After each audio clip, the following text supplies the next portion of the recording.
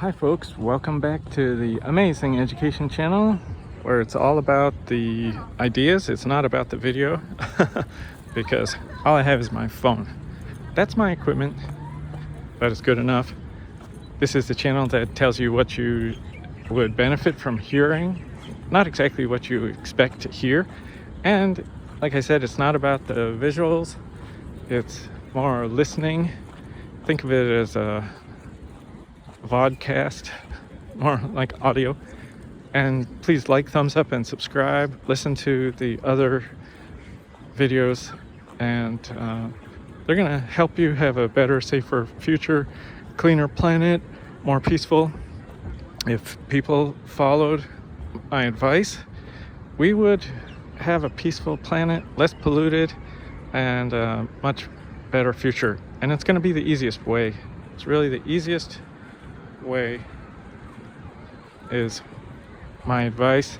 I'm a master educator, and although I talk about finances, money, investing, technology, and the future, but I'm not a financial advisor. So most of you would need a financial advisor, and don't try to handle things yourself, but do your own research.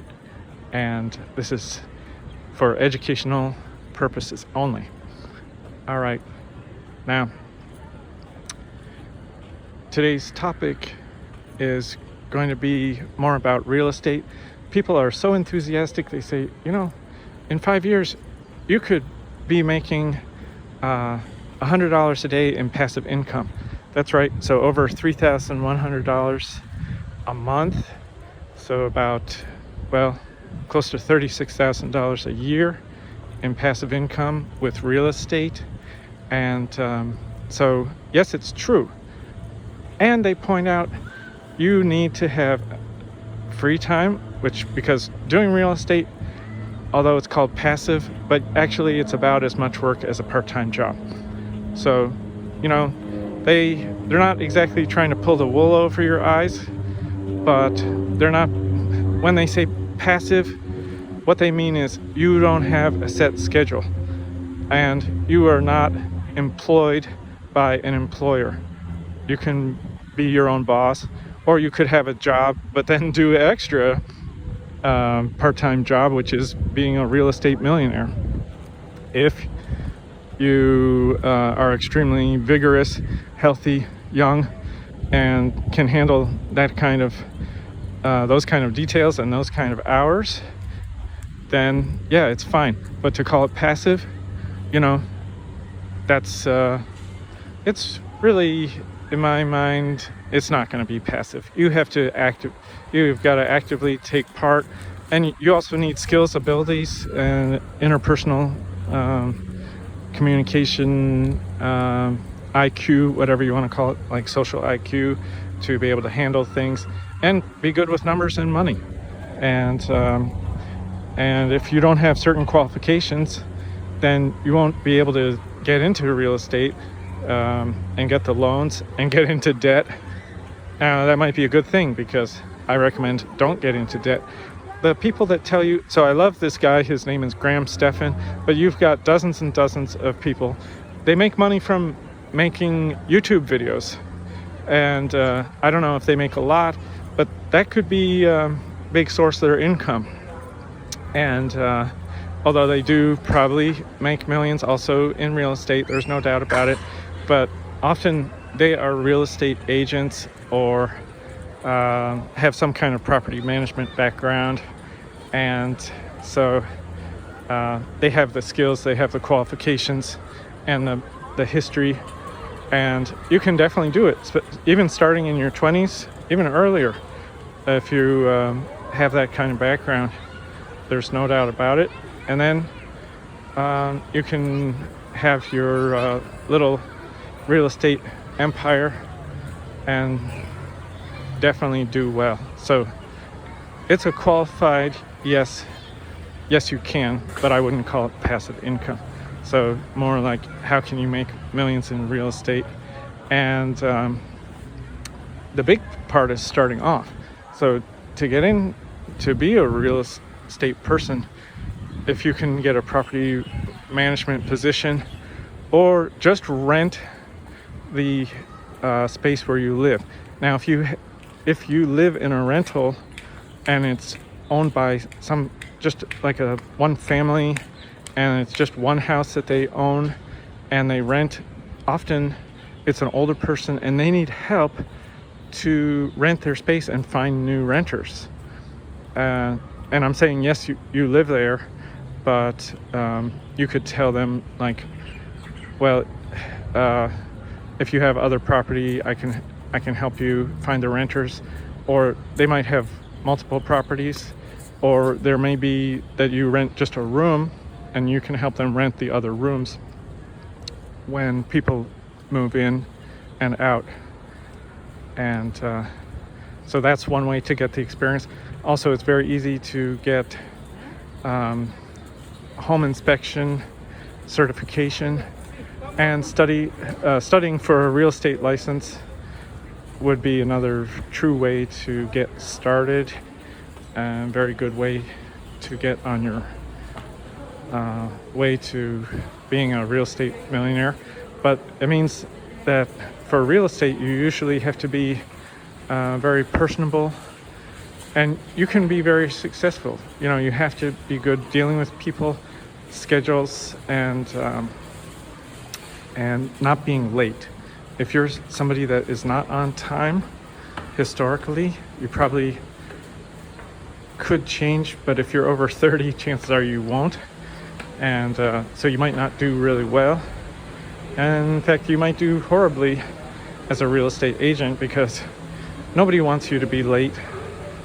Absolutely not. And you might try to do too many things all at once. And if you're that kind of person, it's no good, just no good. So, but like I said, it's possible for you to change if you just cut back on your commitments and like just say, okay, I have to make sure the next thing I do is on time for a customer. And so don't take on other work unless you're 200% sure that you can do what you've already scheduled yourself for. So you can go ahead and do that. And then the other part of getting started in real estate and having, passive income and having millions of dollars of real estate within 5 years, starting from next to nothing, you might need to buy a home for your own personal residence and then rent out the rooms. And because you can get special loans for, first-time home buyers. And however, you do need to show that you have an income, so you need steady work at that time. And then you can cut back on your work schedule and, as I said, rent rooms where you live. So you've got to be willing either to live with other people, sharing the kitchen, yes, sharing the bathroom, sharing the living room and so on, other space, or it has to be a place that has separate living areas, separate entrances. So in other words, it would be like a live-in with rental property on the same property, which could be a small back cottage or something like that. And the recommendation usually is to get loans, get started, get a mortgage. Well, I said loans, but yeah, getting a mortgage, and then in about 2 years of rental experience, just renting out rooms, then you might probably could qualify for landlord insurance. But before that, without any property inspection certification, without a real estate license, it's difficult to get landlord insurance. And so you might not be able to get landlord insurance, in which case you're putting yourself in huge financial risk. Plus, getting a mortgage is also a financial risk.